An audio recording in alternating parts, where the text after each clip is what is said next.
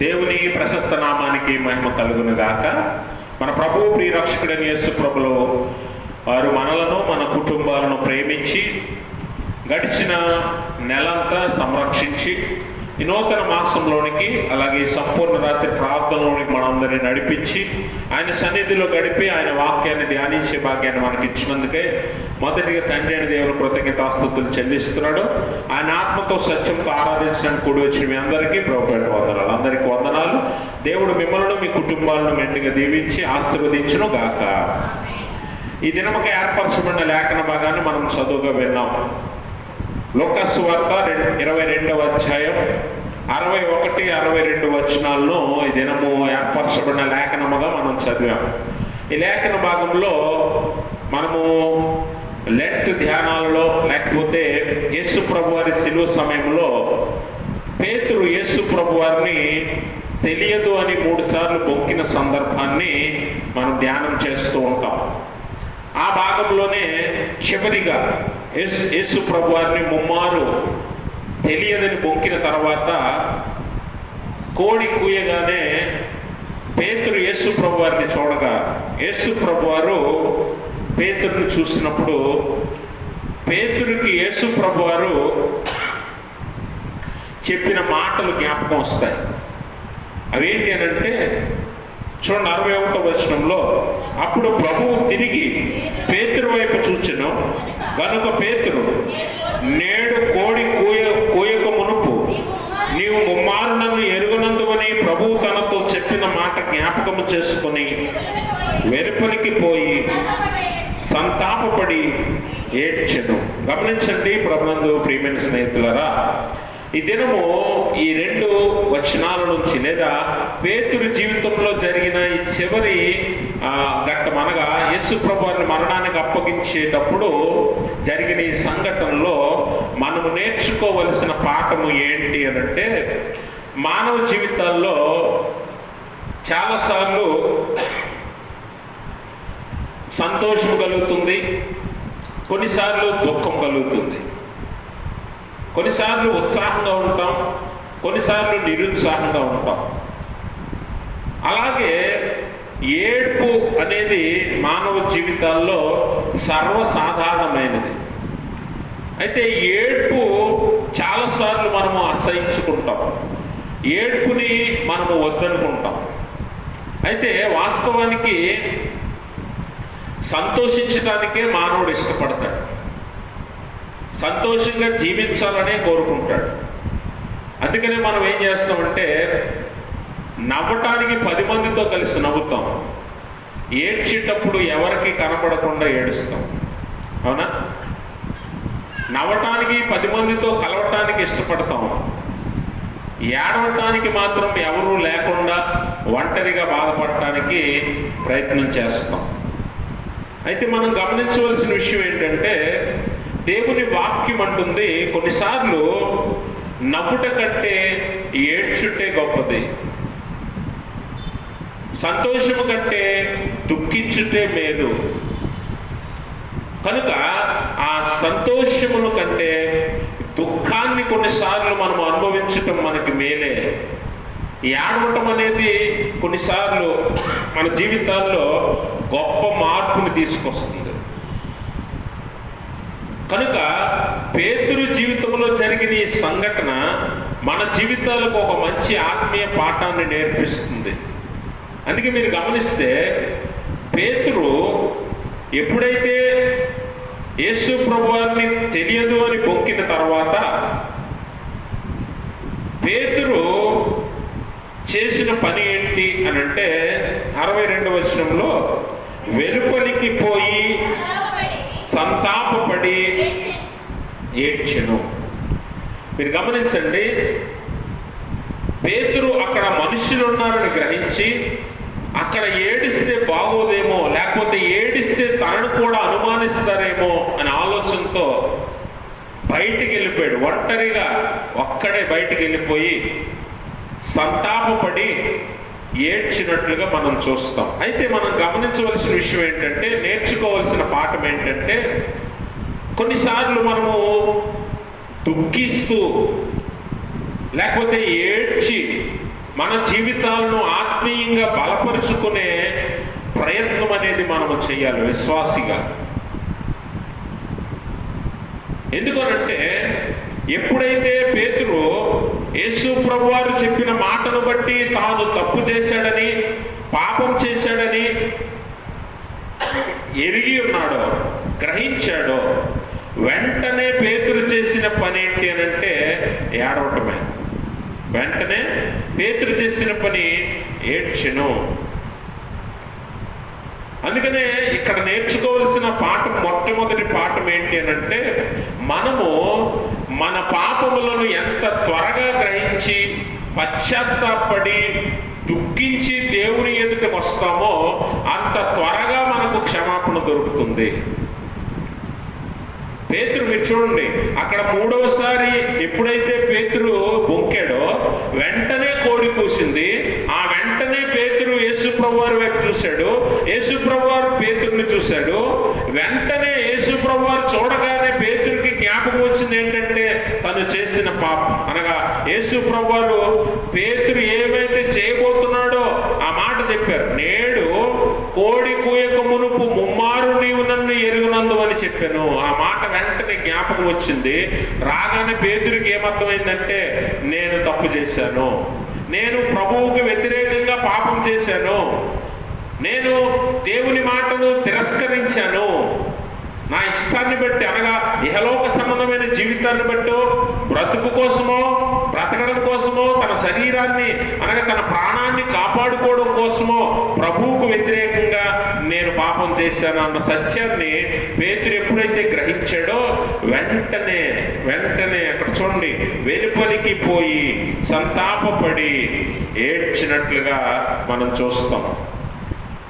మీరు ఎప్పుడైనా గమనించారా? మన పాపమును ఎంత త్వరగా గ్రహిస్తే క్షమాపణ అంత త్వరగా మనము సంపాదించుకోగలుగుతాం. పాపమును మనము దాచిపెట్టి సమర్థించుకుంటూ ఎంతకాలము దాన్ని దాస్తామో అంతకాలము మనం వర్ధిల్లము. కనుక పేతురు చేసిన పని ఏంటంటే తన పాపాన్ని వెంటనే గ్రహించాడు. తను ఏడ్చి తన సంతాపాన్ని లేదా తన బాధను, పశ్చాత్తాపాన్ని ప్రభువుకు తెలియజేస్తూ ఉన్నాడు. మీరు ఎప్పుడైనా గమనించారా? సంతాపము ఎప్పుడు తెలియజేస్తారు తెలుసా? సంతాపం అనేది మనం ఎవరికైనా ఎప్పుడు తెలియజేస్తాం చెప్పండి? ఎవరైనా చనిపోయినప్పుడు. మరి పేతురు సంతాపపడుతూ ఎందుకు ఏడుస్తున్నాడు అంటే ఒక విషయాన్ని మనం గమనించాలి. సంతాపం ఎందుకు తెలియజేస్తున్నాడంటే పేతురికి ఒక సత్యం అర్థమైంది. అదేంటి అని అంటే, నేను ఏం చేశాను? ప్రభువుకు వ్యతిరేకంగా పాపం చేశాను. పాపం వల్ల వచ్చే జీతం ఏంటి? మరణం. అంటే నేను ఆత్మీయంగా చచ్చిపోయాను అనే సత్యాన్ని కూడా పేతురు తెలియజేస్తూ సంతాపపడి ఏడుస్తూ ఉన్నాడు. ఒకవేళ ఇక్కడ మనం యేసు ప్రభువారి కోసం ఏడుస్తున్నాడు అని అనుకుంటే, యేసు ప్రభువారు ఏమంటున్నాడు? నా కొరకు కాదు, మీ కొరకు, మీ పిల్లల కొరకు ఏడవండి అని అంటున్నాడు కదా. అంటే దాని అర్థం ఏంటి? ఒకవేళ ఇక్కడ పేతురు సంతాపపడ్డాడు అని అంటే అది కేవలము తన నిమిత్తమే, తన కొరకే అనే సత్యాన్ని మనం గ్రహించాలి.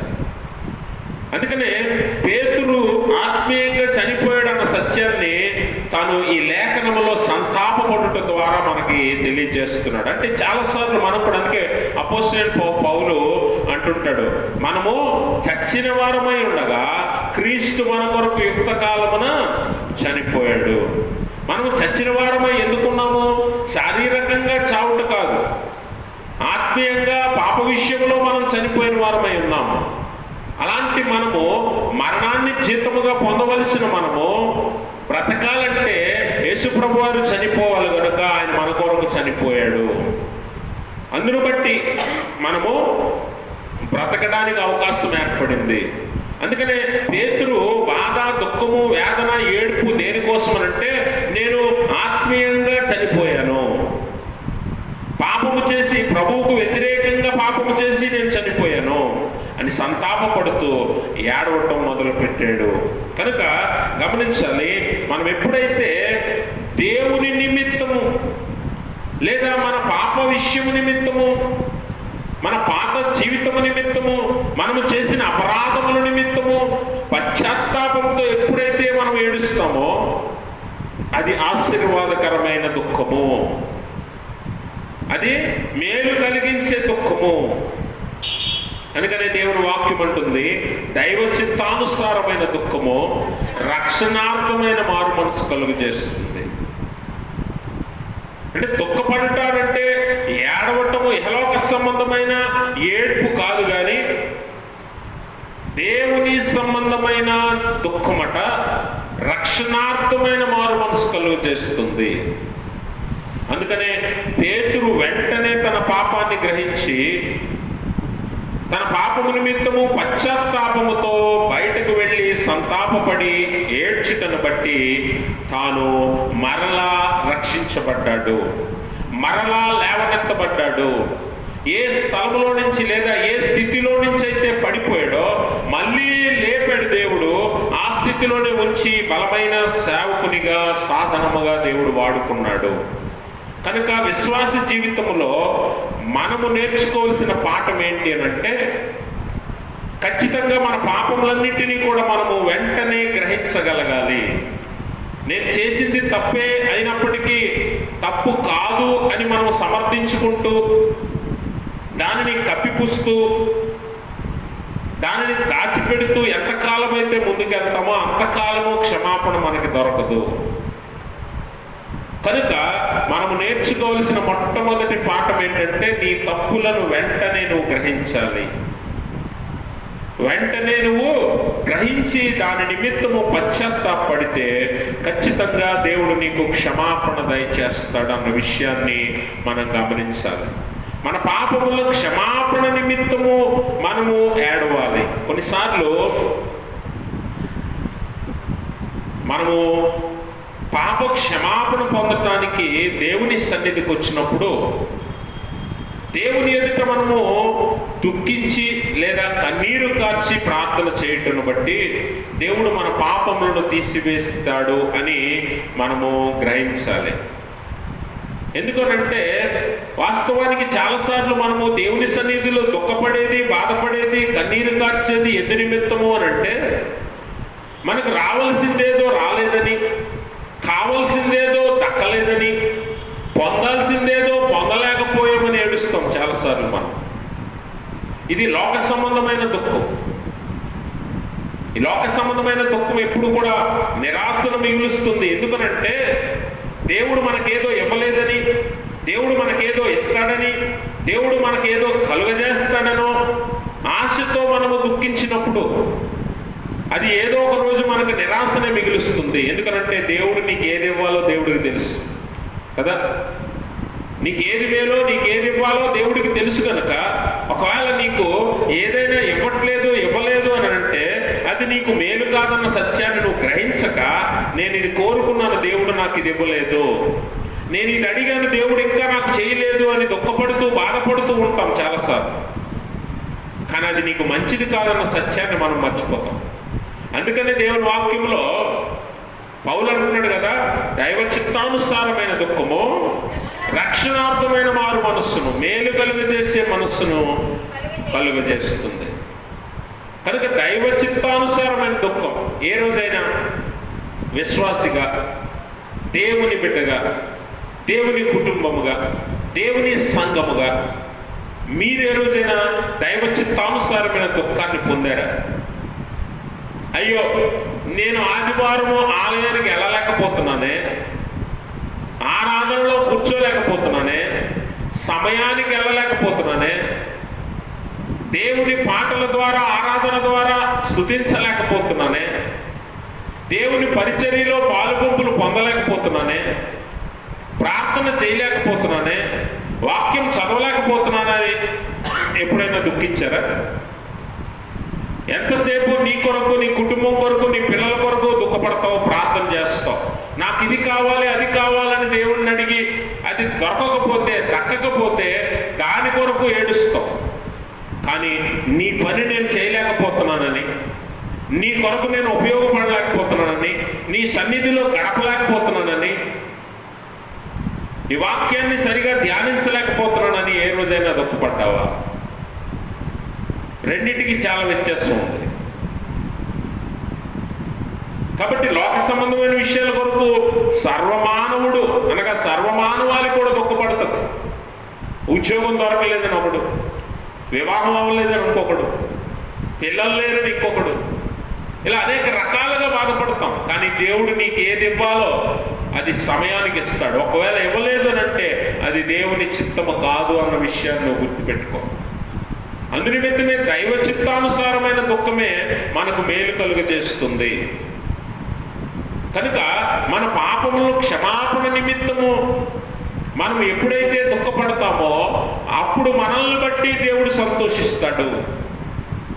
అప్పుడు మనల్ని బట్టి దేవుడు సంతోషిస్తాడనే విషయాన్ని మనం ఇక్కడ జ్ఞాపకం చేసుకోవాలి. కనుక పేతురు ఎప్పుడైతే తన పాపాన్ని తాను గ్రహించాడో తనకు కావలసింది ఏంటి అనంటే పాప క్షమాపణ కావాలి. ఆ పాప క్షమాపణ ఎవరిస్తారు? ఎవరి దగ్గర దొరుకుతుంది? మనుషుల దగ్గర, లేకపోతే ఫరో దగ్గర, లేకపోతే గొలియాతు దగ్గర, లేకపోతే రోమా సైనికుల దగ్గర, లేకపోతే మరి పిలాతు దగ్గర, హేరోదు దగ్గర ఎక్కడ దొరకదు. ఎక్కడ దొరుకుతుంది? అందుకని పేతురు ఏం చేసినట్ట వెలుపలికి వెళ్ళిపోయి దేవుని మనస్సులో జ్ఞాపకం చేసుకుంది. అందుకని అక్కడ చాలా స్పష్టంగా ఉంది. యేసు ప్రభు వారు పేతురుని చూడగా ప్రభువు చెప్పిన మాటల్ని జ్ఞాపకం చేసుకుంటూ సంతాపపడి ఏడ్చినట్లుగా మనం చూస్తాం. అనగా దేవుణ్ణి మననం చేసుకుంటూ, దేవుని నామాన్ని జ్ఞాపకం చేసుకుంటూ, దేవుణ్ణి గుర్తు చేసుకుంటూ ఏడవటం మొదలు పెట్టాడు. అంటే యేసు ప్రభు వారి దగ్గర మాత్రమే పాప క్షమాపణ దొరుకుతుందన్న విషయాన్ని ఇక్కడ మనం అర్థం చేసుకోవాలి. అందుకనే మీరు గమనిస్తే లోక సువార్త 7వ అధ్యాయము 38వ వచనంలో పాపాత్మురాలైన స్త్రీ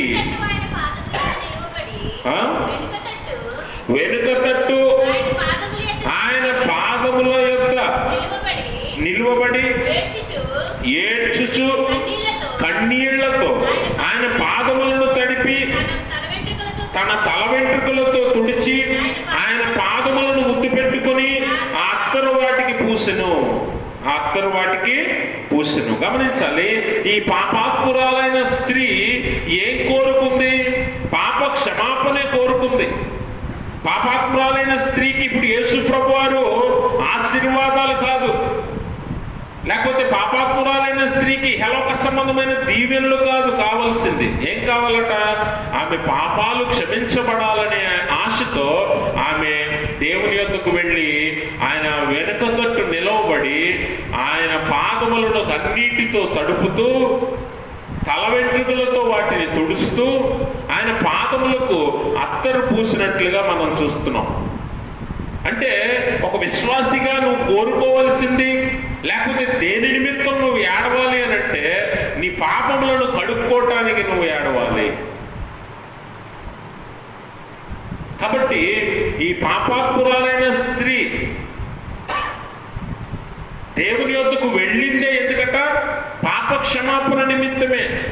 అందుకే 47వ వచనంలో యేసు ప్రభువు ఒక మంచి సాక్ష్యం చెప్తాడు ఆ స్త్రీ కొరకు. ఏమని?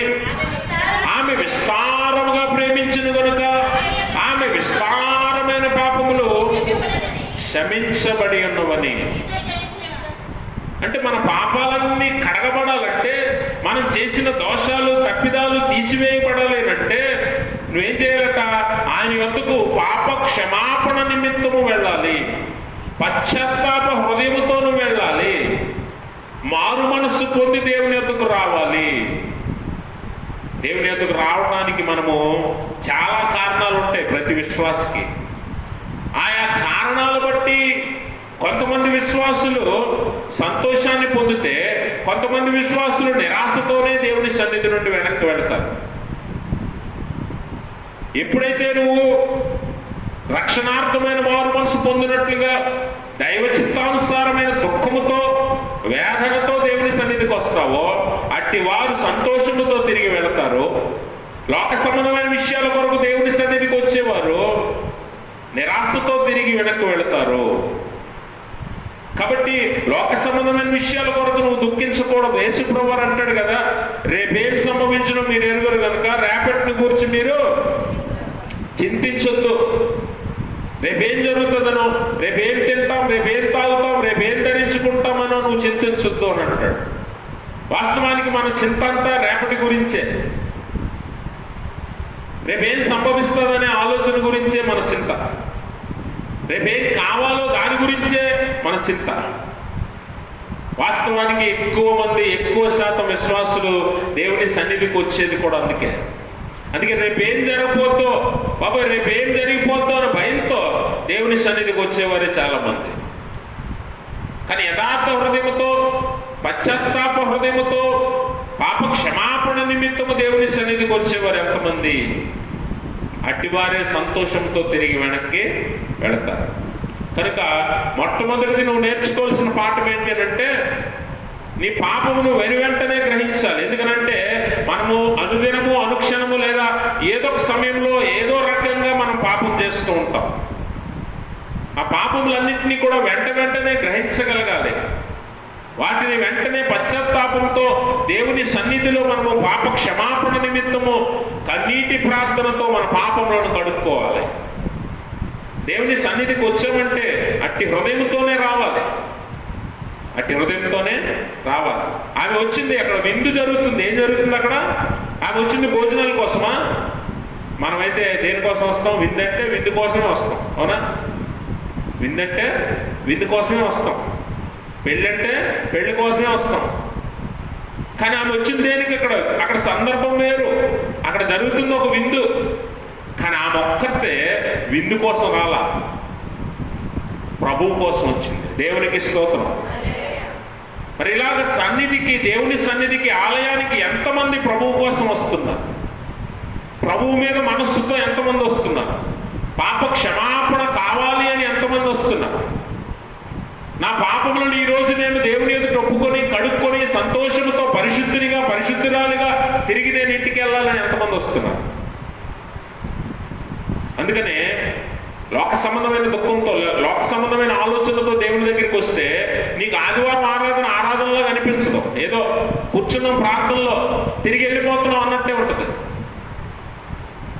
కానీ నిజంగా నువ్వు హృదయపూర్వకంగా, ఆత్మీయంగా దేవుని కొరకు నువ్వు వస్తే వెళ్ళేటప్పుడు సంతోషంతో వెళ్ళగలుగుతావు, వెళ్ళేటప్పుడు సంతోషంతో వెళ్ళగలుగుతావు. కాబట్టి పేతురు నేర్పుతున్న పాఠం ఏంటి అంటే, మనము మన పాపములను పూర్తిగా కడుక్కునేలాగన పాప క్షమాపణ నిమిత్తము మనము దుఃఖపడాలి, కన్నీరు కార్చాలి. అందుకనే దేవుని వాక్యం అంటుంది, మన కన్నీటి ప్రార్థన దేవునికి చాలా విలువైనది. ఆ కన్నీరు ఆయన కవిలలో దాచి ఉంచాడు. అంటే మన కన్నీరు, మనం కార్చే ప్రతి కన్నీరు ఆయనకి ఎంత విలువైనదో మనం ఆలోచన చేయాలి. దేవుని నిమిత్తము ఒకవేళ నువ్వు దుఃఖపడితే, నీ పాపముల నిమిత్తము, ఆత్మీయ జీవితము నిమిత్తము, దేవునికి నీకున్న సంబంధాన్ని బట్టి నువ్వు దుఃఖపడితే ఆ దుఃఖము దేవునికి చాలా విలువైనది అని లేఖనాలు తెలియజేస్తూ ఉన్నాయి.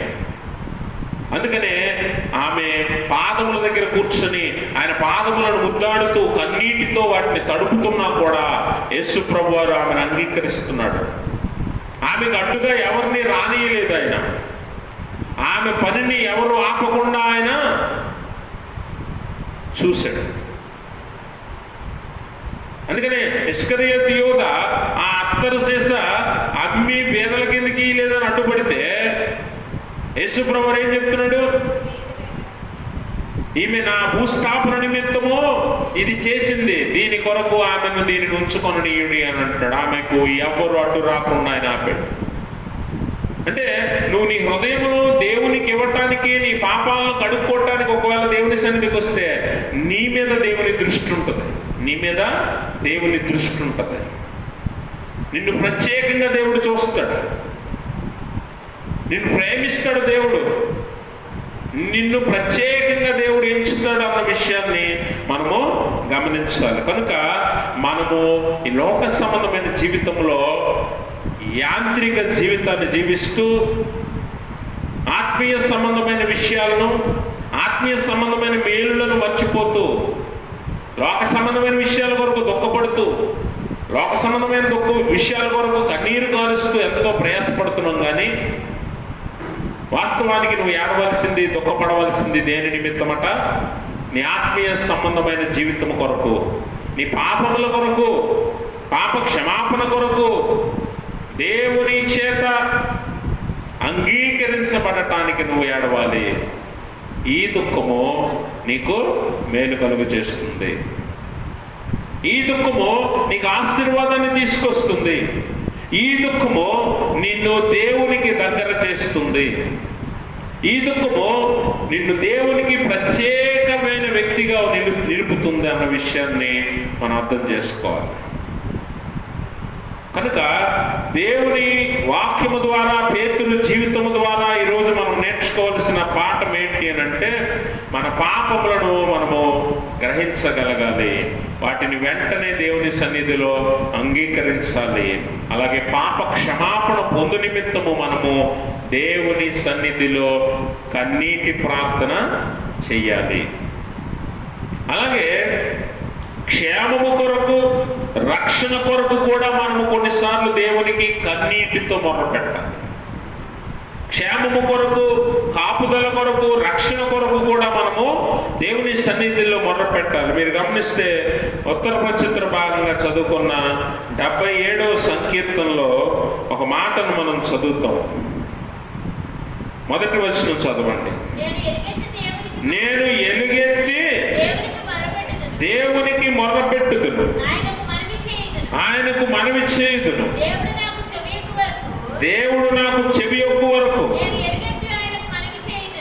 3వ వచనం చదవండి.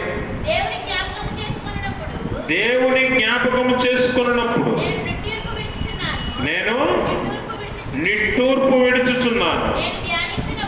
నేను ధ్యానించినప్పుడు నా ఆత్మ కృంగిపోవచ్చున్నది. చాలండి. ఇక్కడ ఆసాపు కీర్తనగా చెప్పబడిన కీర్తనలో కీర్తనకారుడు ఆసాపు కన్నీరు కారుస్తూ, కేకలు వేస్తూ దేవునికి మొరపెట్టినట్లుగా మనం చూస్తాం. ఎలుగెత్తి అనగా కేకలు వేసి, గట్టిగా కేకలు వేసి దేవునికి ప్రార్థన చేసినట్లుగా మనం చూస్తాం. అంటే కన్నీటితో.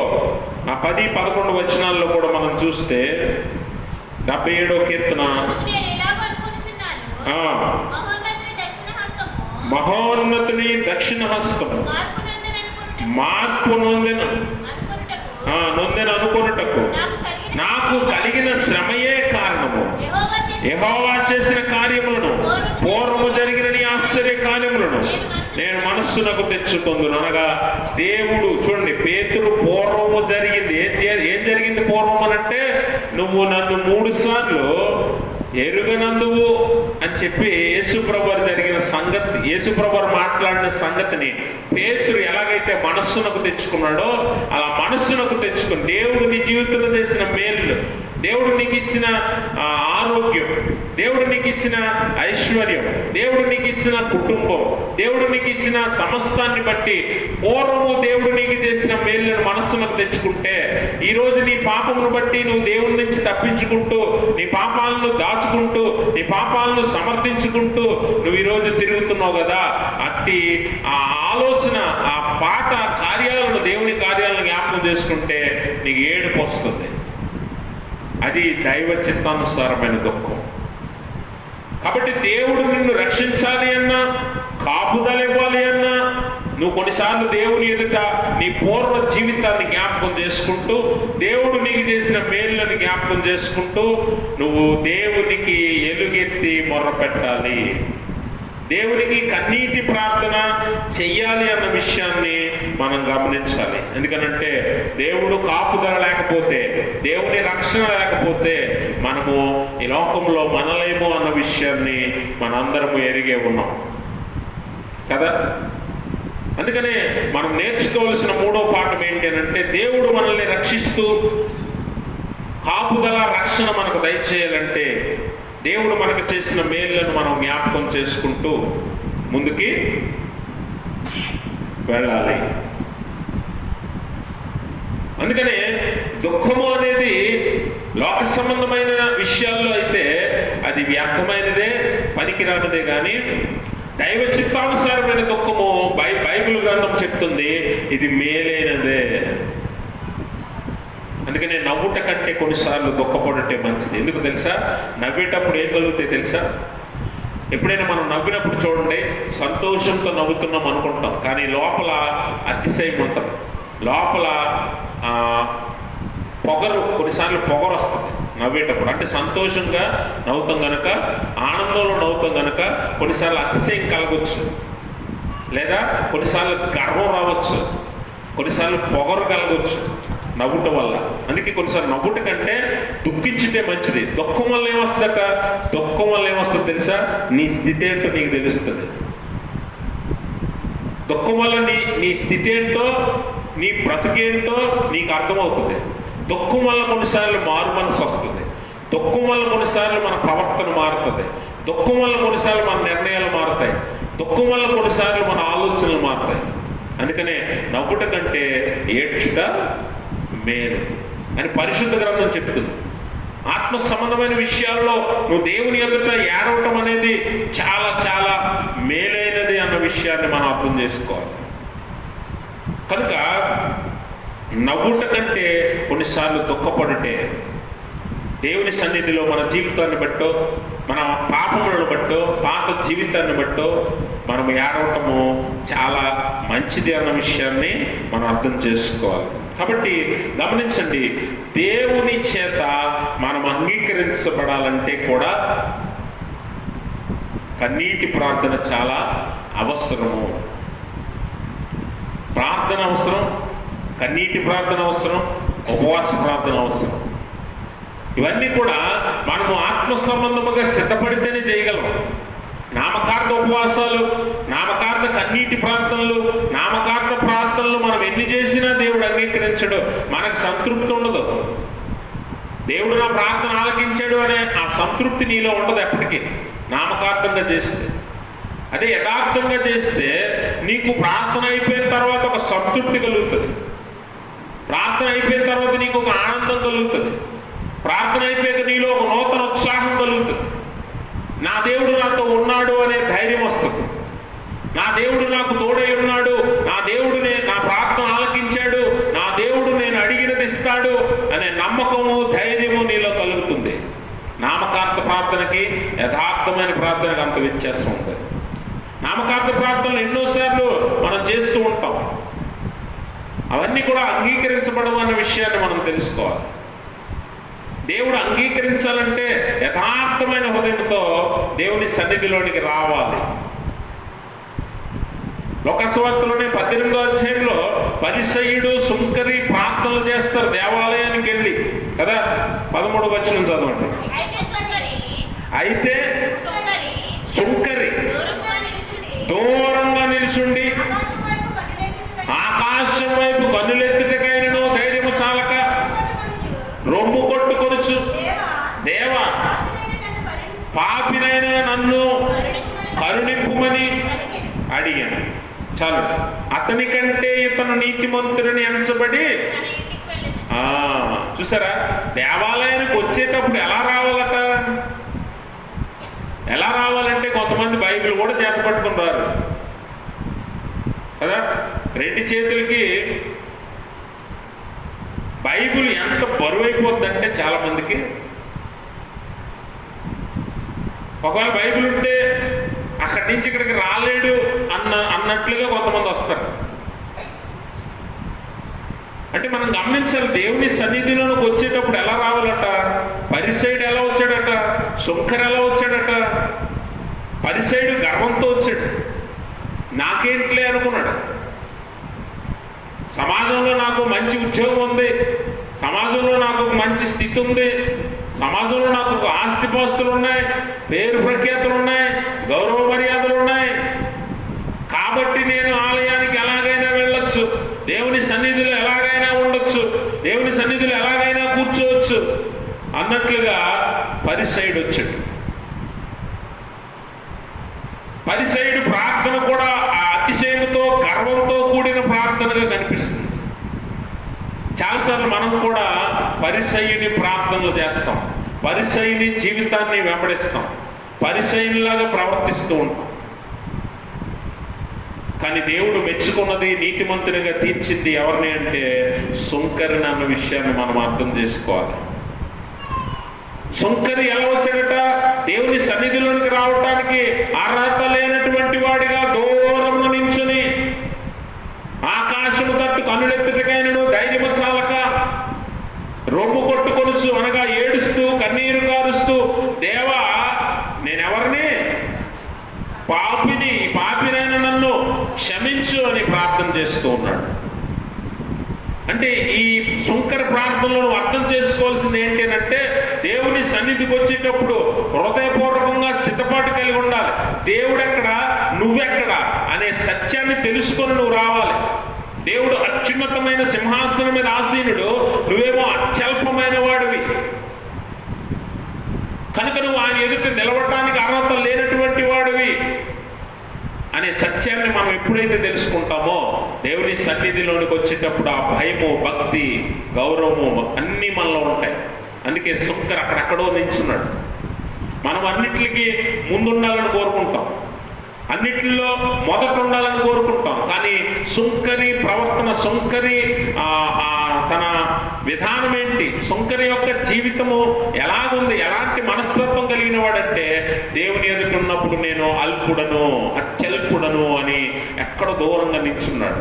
రెండవది, ఆకాశము తట్టు కన్నులెత్తడానికి కూడా ధైర్యము చాలట్లేదు. అంటే నేనెంత పాపినో నాకు తెలుసు అని సుంకరి తెలియజేస్తూ ఉన్నాడు దేవునికి. ఈరోజు మనలో చాలా లోపాలు ఉండొచ్చు, పాపాలు ఉండొచ్చు, దోషాలు ఉండొచ్చు. కానీ అన్నిటినీ కప్పేసి మనం ఏం చేస్తామంటే పైకి చాలా చక్కని భక్తి జీవితాన్ని చూపిస్తూ ఉంటాం. ఆ భక్తి జీవితంలో మనం మనుషులందరినీ మోసం చేస్తాం, మనుషులందరి ఎదుట భక్తులుగా నటిస్తాం. కానీ వాస్తవానికి సత్యము దేవుడు ఎరిగి ఉన్నాడు. కానీ సుంకరి ఆ సత్యాన్ని బయలుపరుస్తున్నాడు దేవుని ఎదుట. బయలుపరుస్తూ, నేను పాపిని, నీ తట్టు చూడటానికే కాదు, నీ సన్నిధిలో నిలవటానికే దేనికి కూడా నేను అర్హుడిని కాదు అని సత్యాన్ని తెలియజేసి అక్కడెక్కడో నిల్చున్నాడు దూరంగా. ఆకాశం తట్టు కన్నులు ఎత్తలేకపోతున్నాడు, దేవుని వైపు చూడలేకపోతున్నాడు. తన పాపాలను బట్టి, పాత జీవితాన్ని బట్టి, చేసిన అన్యాయాన్ని బట్టి, అక్రమాన్ని బట్టి. ఈరోజు మనము ఏ రోజైనా మన పాపములను బట్టి మనం దుఃఖిస్తున్నామా? మన జీవితాన్ని బట్టి మనం ఎప్పుడైనా భయభక్తులు కలిగి దేవుని సన్నిధిలో నిలబడుతున్నామా? ఒకసారి ఆలోచన చేయండి. పాపినను అంగీకరిస్తున్నామా? దేవా, పాపినైన నన్ను క్షమించు. ఇది ఎంత విలువైన ప్రార్థన తెలుసా దేవునికి? పాపినైన నన్ను క్షమించు. ఎంత దేవునికి విలువైన ప్రార్థనో అక్కడ మనం అర్థం చేసుకోవాలి. అందుకని ఆ కింద యేసుప్రభువు అంటాడు, అతని కంటే అనగా పరిసయ్యుని కంటే ఇతడే నీతిమంతుడని తీర్చబడి తిరిగి ఎలాగెళ్ళాడంటే ఇంటికి సంతోషంగా వెళ్ళి ఉంటాడు, ఆనందంతో వెళ్ళి ఉంటాడు. కానీ పరిసయ్యుడి రోజు ఇదే ప్రార్థన. కానీ పరిసయ్యుడికి సంతృప్తి ఉండదు, పరిసయ్యుడికి సంతోషం ఉండదు, పరిసయ్యుడికి ఆనందం ఉండదు. ఎందుకు? రోజు మనం ఒకటే ప్రార్థన చేస్తుంటాం, రోజు ఒకటే మోస ప్రార్థన. ప్రభువా నన్ను దీవించు, నా కుటుంబాన్ని దీవించు, ప్రభువా నాకు అది ఇవ్వు, నాకు ఇది ఇవ్వు, ప్రభువా నాకు ఇది కావాలి, అది కావాలి, ప్రభువా నేను అక్కడికి వెళ్తున్నాను, ఇక్కడికి వెళ్తున్నాను, నేను ఎక్కడికి వెళ్ళినా నా పనులు అయిపోవాలి. రోజు ఇదే ప్రార్థన చేస్తాం కదా. కానీ ఏ రోజు నువ్వు పాపివని దేవుని ఎదుట ఒప్పుకో, ఏ రోజు నేను నీ తట్టు చూడటానికి అర్హుడు కాదు అన్న సత్యాన్ని నువ్వు బయలుపరచవు. దేవుని సన్నిధిలో భయంతో, వణుకుతో నువ్వు ఉండవు కదా. కొన్ని చర్చిల్లో, మన లోదరం చర్చెస్లో బల్లలేస్తారు తెలుసా. బల్లలేస్తే కొంతమంది, అంటే అందరూ కాదు, కొంతమంది విశ్వాసులు ఎలా ఉంటారంటే ఆ బల్ల మీద కూర్చొని, ముందున్న బల్ల మీద కాళ్ళు పెట్టుకుని కూర్చునే వాళ్ళు ఉన్నారు తెలుసా. కుర్చీల్లో కూర్చున్న వాళ్ళు కాళ్ళ మీద కాలు వేసుకుని కూర్చునే వాళ్ళు ఉన్నారు తెలుసా. అంటే ఇదేంటి? నాకేంటి అనే ఒక పొగరు, నాకేంటి అనే ఒక అహంకారం. నువ్వు ఎక్కడున్నావు అన్న సత్యాన్ని మర్చిపోతున్నావు. నీ ఇంట్లో ఉంటే నీకు నచ్చినట్టు ఉండొచ్చు. దేవుని సన్నిధిలో ఉన్నప్పుడు నువ్వు ఎలా ఉండాలి? నీ ప్రవర్తన జాగ్రత్తగా చూసుకో. నువ్వేం మాట్లాడక్కర్లేదు. నీ ప్రవర్తన ఏంటో నువ్వు కూర్చునే స్థితి, నువ్వు నించునే స్థితి, నువ్వు మాట్లాడే స్థితి తెలిసిపోద్ది నీకు కదా. అవునా? మరి దేవుడు అదని గ్రహించడా, గమనించడా? అందుకని మనము దేవుని సన్నిధికి ఎలా వస్తున్నామో జాగ్రత్తగా చూసుకోవాలి. దేవుడు మనల్ని అంగీకరిస్తున్నాడా? అంగీకరిస్తే సంతోషంతో తిరిగి వెళ్తాం, ఎలాగా సుంకర్లాగా. అంగీకరించకపోతే ప్రతి ఆదివారం నీకు ఒక పనిలా ఉంటుంది అంతే. ఆలయానికి రావడం, కూర్చోవడం, ఆరాధన అయిపోయి ఇంటికి వెళ్ళిపోవడం. కానీ నీకు సంతోషం అనేది ఉండదు, సంతృప్తి అనేది ఉండదు. రేపు ఏం జరుగుతుందనే భయం ఎప్పుడు నీకు కలుగుతుంది. ఎందుకంటే నీకు తెలుసు, మనస్సాక్షికి తెలుసు. నీ మనస్సాక్షికి ఏంటంటే నేను దేవుని ఎదుట యథార్థంగా లేను, నేను దేవుని ఎదుట నమ్మకంగా లేను, దేవుని ఎదుట యథార్థమైన ప్రార్థన నేను చేయట్లేదు అని నీకు తెలుసు. అందుకే నీకు ఆ భయం ఉంటుంది లోపల, రేపు ఏమైపోద్దో.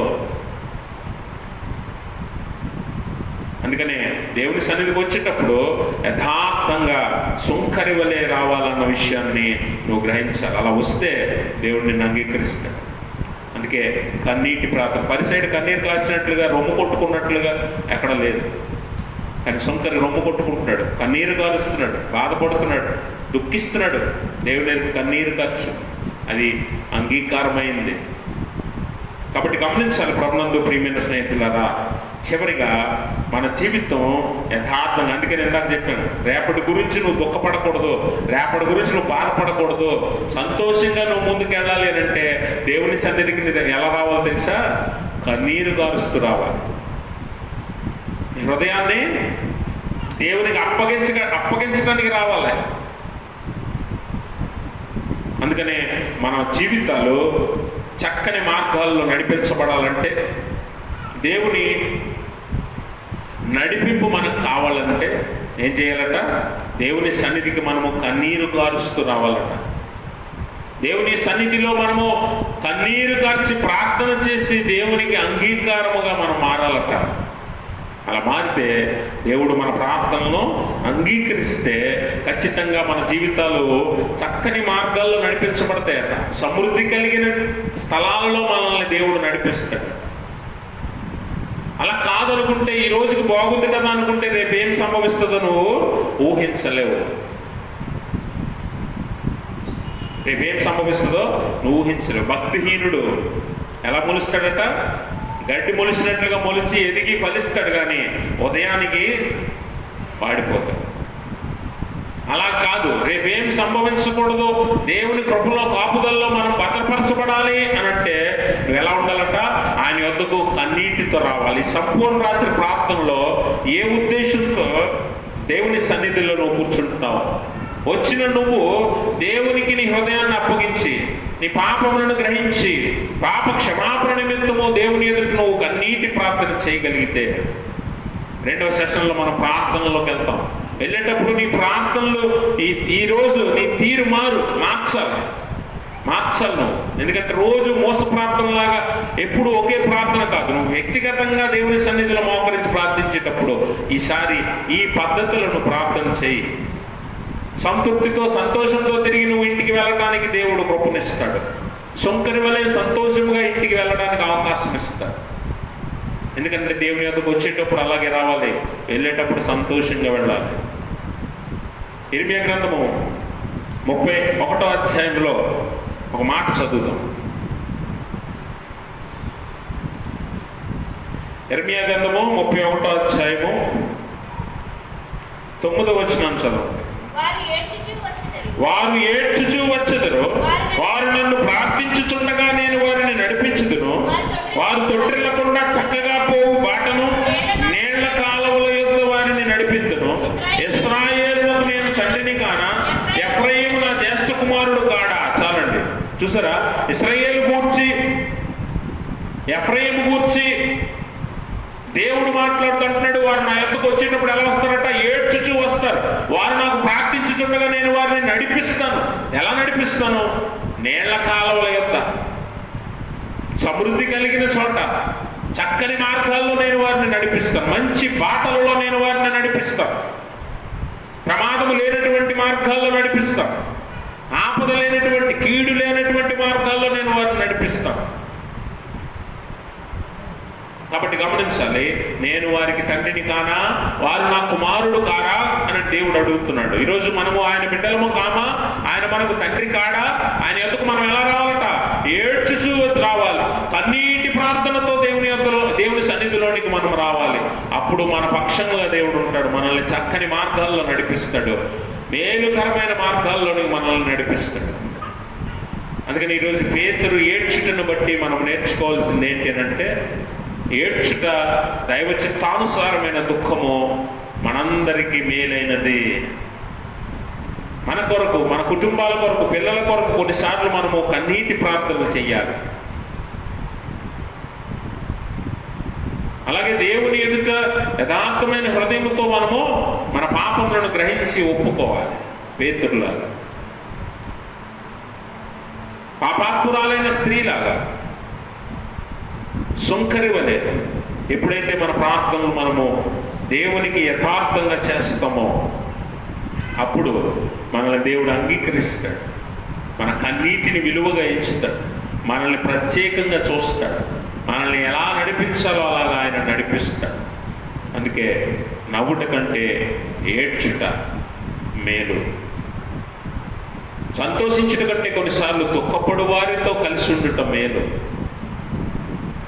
దేవుని సన్నిధిలో రక్షణార్థమైన మారు మనసు పొందినట్లు దైవ చిత్తానుసారమైన దుఃఖాన్ని అనుభవించుట ఆశీర్వాదకరం అనే సత్యాన్ని రాత్రి నువ్వు ఎరిగి ఇక నుంచి నీ ప్రార్థన తీరు మార్చి దేవునికి ఇష్టమైన ప్రార్థన చేస్తూ, అవసరమైతే నీ కొరకు, నీ బిడ్డల కొరకు, నీ పాపముల జీవితం, పాత జీవితం కొరకు కన్నీరు కార్చి నీ స్థితిని, గతిని తెలుసుకొని దేవుని యొక్క భయభక్తులతో నిలవబడినప్పుడు దేవుడు ఖచ్చితంగా నేను అంగీకరిస్తాడు. అటువంటి స్థితి దేవుడు తన పరిశుద్ధ ఆత్మ ద్వారా మనందరికీ దయచేయును గాక. ఆమేన్. సమస్త జ్ఞానమునకు మించిన దేవుని సమాధానం యేసుక్రీస్తు వల్ల మీ హృదయములకు, మీ తలంపులకు కావలి ఉండును గాక. ఆమేన్. దయచేసి అందరూ కూర్చోండి.